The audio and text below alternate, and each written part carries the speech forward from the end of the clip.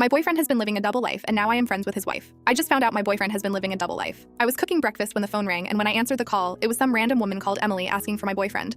I asked her who she was, and she said Dan's wife. I paused, thinking I had misunderstood, so I followed up with, "Sorry, I must have misheard you. Did you just say Dan's wife?" And she laughed and said yes. "And who are you?" I tried to gather my thoughts. I said, "I'm Dan's girlfriend." "Dan's girlfriend? As in Dan Thompson?" "Yes," I said slowly. The phone went silent, and I heard a long sign before the line cut out. I put the phone down, my thoughts scrambling for reason.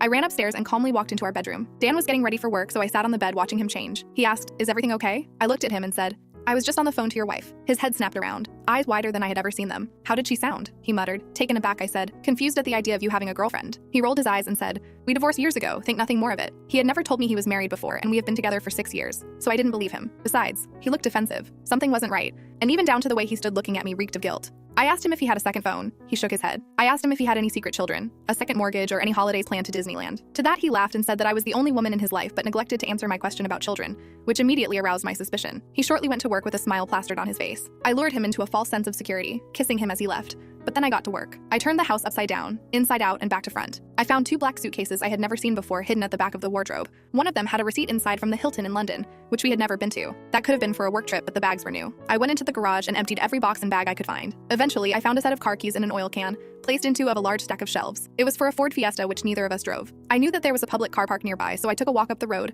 pressing the car key, and sure enough, I saw the lights flare up in the furthest corner of the car park. I sat inside. It stank of smoke, which angered me even more because Dan told me he quit. I went through the glove compartment and I found an old flip phone, a wallet, and some red nail polish. Inside the wallet was a credit card, debit card, and train tickets. All of them belonged to Dan but registered to an address in London. I felt a pull in my stomach, a knock forming in the back of my throat as I reached a shaking hand over to the phone. There she was, a beautiful brunette with big brown eyes smiling up at me with Dan's arm around her. I sat back in the car. I couldn't breathe, heartbroken and numb. Gathering my composure, I gathered his things and went back to the house. I spent the day tidying my mess and being careful to place everything back. I cleaned the house, packed my bags, and left his second phone, wallet, and nail polish in the center of the kitchen table before leaving. Once in the car, I called his wife and agreed to drive down to see her. It took about 4 hours, and when I arrived, she was a mess. We talked through the night. Apparently, she didn't know about me. I met his little girl Hannah and heard stories about their marriage.